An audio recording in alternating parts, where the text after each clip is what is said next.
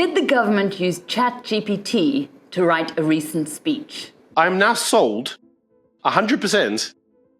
Cyril's speeches are made by AI. He's just an AI bot. I'm Rebecca Davis, senior journalist at the Daily Maverick.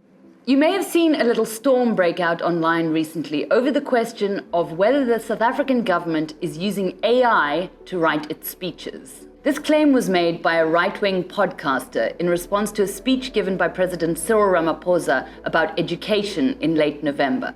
In particular, this podcast bro spotted some paragraphs about the need to decolonize African education and took to Twitter to opine that the whole thing was AI-generated. Another chap then jumped on the wagon, ran the speech through a few free AI detection services, and came back with the finding that in at least one case, there was an 89% chance that Ramaphosa's speech had been written by AI. Cue outrage online and tweets like the following, presenting the statement as 100% fact. Ramaphosa's speech in praise of decolonized education was written by AI. Cyril's speeches are made by AI. 100%. It is 100%, because just think about it.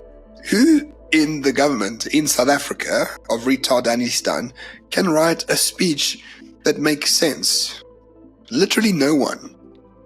We have cater deployment, we have retardation of the state, we've got ESCOM falling apart, we've got all of these problems, and now you think some smart individual, some PR mastermind genius is going to write proper speeches for the president? Let's take a step back and look at what was actually going on here.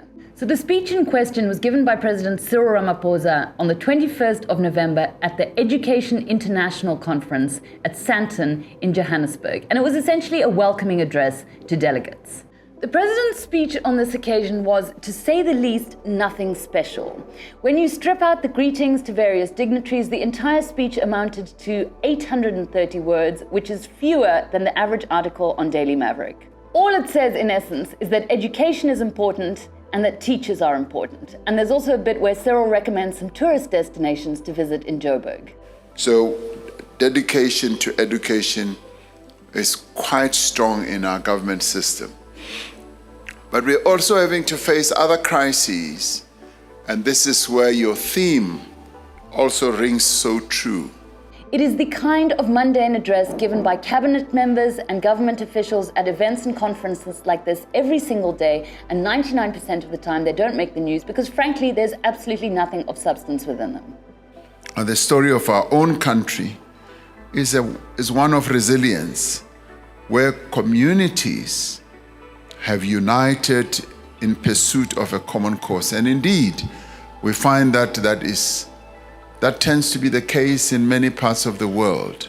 But the bigger issue is the idea that you can use free AI detection tools, or even paid for AI detection tools, to unmask AI written text with any degree of reliability. This is simply not the case, as the makers of ChatGPT acknowledged earlier this year when they ditched their own AI detection tool on the grounds that it simply didn't work. And in the case of the online sleuths bent on exposing the South African presidency for using ChatGPT, they were running samples of fewer than 100 words through these already unreliable AI detectors, meaning that the results were even less trustworthy. What are the hallmarks of AI-generated text? Well, it tends to be an extremely boring, generic, even-handed word porridge. What are the hallmarks of government speeches? Guess what? The truth is, the genres of government speeches and AI-generated text are undeniably similar. Neither of them are going to be marked by interesting, unusual word choices or controversial thought. But I live in hope that one day you will all unite and be one union. The bottom line is, we can't tell with any certainty whether AI wrote Cyril's speech. And a question for another day, would it matter if it had?